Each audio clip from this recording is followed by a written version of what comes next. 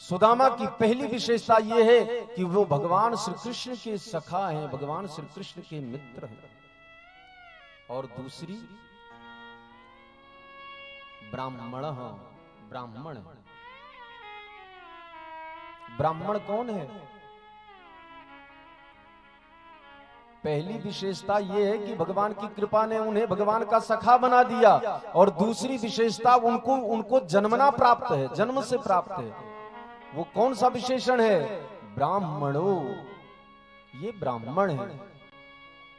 जाति नहीं, वर्ण। जाति तो नेताओं ने बनाई है वोटों के चक्कर में।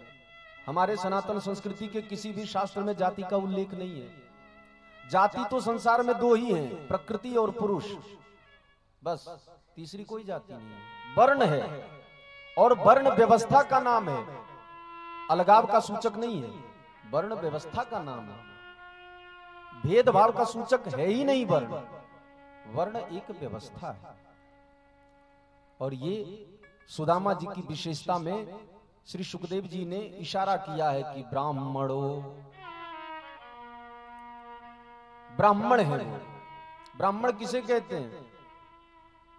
ब्रह्म वीर्यम ब्रह्म क्षेत्रम संस्काराद ब्रह्म संभवा ब्राह्मणा चरणाद ब्रह्म विद्याभिर् ब्राह्मणो भवेत् विद्याभिर् ब्राह्मणो भवेत्। ब्राह्मण इन 5 लक्षण से युक्त हो तभी ब्राह्मण होता है। ब्रह्म वीर्यम, ब्राह्मण के वीर्य से उत्पन्न अर्थात ब्राह्मण पिता हो। ब्रह्म क्षेत्रम, क्षेत्र मतलब गर्भ, किसी ब्राह्मणी का ही क्षेत्र से उत्पन्न हुआ हो वो व्यक्ति। अर्थात सीधा सा अर्थ ये निकलता है कि ब्राह्मण पिता हो और ब्राह्मण ही माता हो। इनमें भेद ना हो तभी वो संपूर्ण ब्राह्मण के 2 लक्षणों से युक्त हो पाएगा। आजकल जो चल रहा है ना, आप कोई और वो कोई और, तो संतान कोई और ही हो जाएगी। ये बड़ी बेकार व्यवस्था चली आ रही। ये हम लोग जो अंधे बन करके पाश्चात्य सभ्यता का अनुसरण कर रहे हैं ना, थोड़ा सा भी विवेक का ध्यान नहीं रख पा रहे हैं कि हमारा जो सनातन धर्म है वो संपूर्ण रूप से दर्शन, विज्ञान और व्यवहार से समन्वित है, इसी पर आधारित है। ये जितना विज्ञान आप देख रहे हो ना, सब सनातन संस्कृति पर आधारित है। सनातन संस्कृति को रूढ़िवादी कहने वाले व्यक्ति जीवन भर ये सोच सोच करके पागल हुए जाते हैं कि तिलक करना, शिखा रखना, दोनों समय स्नान करना, संध्या करना, ये पाखंड है। पाखंड ये नहीं है, बल्कि पाखंड तुम बोल रहे हो। तुम जो बोल रहे हो ना, पाखंड वो है। पाखंड किसे कहते हैं? अयोध्या में स्थित पंचरसाचार्य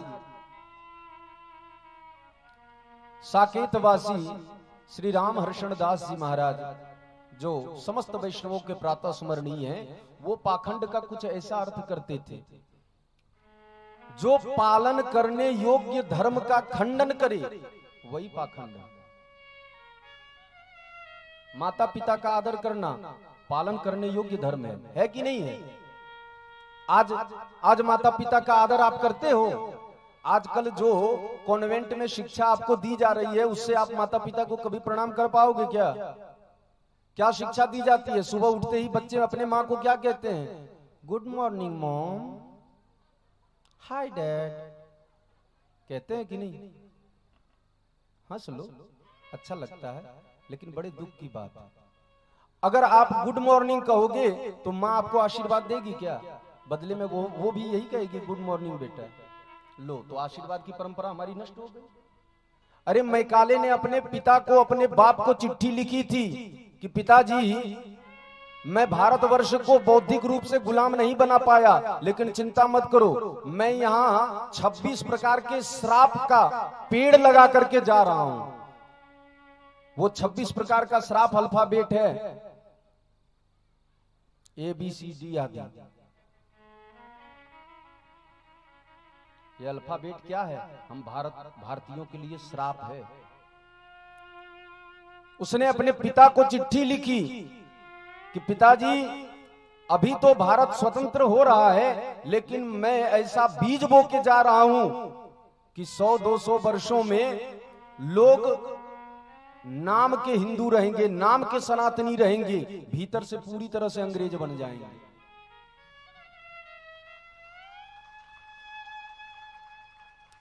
देखने में आ रहा है कि नहीं? ये बात देखने में आ रहा है ना? उनके पास वस्त्र नहीं है तो कम पहनते हैं, हम क्यों कम पहने? उनके पास खाने को प्रकृति के अनुसार भोजन नहीं है तो 10-10 दिन फ्रिज में रख करके खाते हैं, हम फ्रिज में रख करके क्यों खाएं? हमारे यहाँ तो हर मौसम के अनुकूल फल फूल साग सब्जी सब उत्पन्न होती है, हम क्यों खाएं? लेकिन ये अंधानुकरण। और देखो, इसमें तो कुछ ऐसे महान बंधु भी लगे हुए हैं जो सनातन की बात करो तो कहेंगे कि महाराज आप क्या बात करते हो, आप भेदभाव करते हो, स्त्री पुरुष में भेदभाव करते हो, स्त्री पुरुष बराबर है, बराबर है, बराबर है। स्त्री पुरुष बराबर न कभी था और न कभी होगा, ये बात कान खोल कर सुन लीजिए। स्त्री पुरुष की संरचना अलग है, बराबर कैसे हो सकते हैं? स्त्री पुरुष की भावनाएं अलग हैं, बराबर कैसे हो सकती हैं? लेकिन पता नहीं वोटों की राजनीति देश को मां वो क्षेत्र है, मां वो गर्भ है, आप इसको बराबर कर रहे हो। आप इसको ऑफिस में बेहुदे कपड़े में आप ऑफिस में उसको काम करवा करके बराबरी में लाना चाहते हो, स्त्री और पुरुष को। पुरुष तो बाहर का लोटा है, लोटा जो हर तरह के उपयोग में आ सकता है, लेकिन स्त्री सोने की आभूषण है जो सर्वथा सम्मान के योग्य है। बार बार कहता हूं कि लाख उन्नति कर लो लेकिन अपने वृक्ष से जुड़े रहो, क्योंकि वृक्ष से अलग हो करके पत्तों का कोई अस्तित्व नहीं रहता।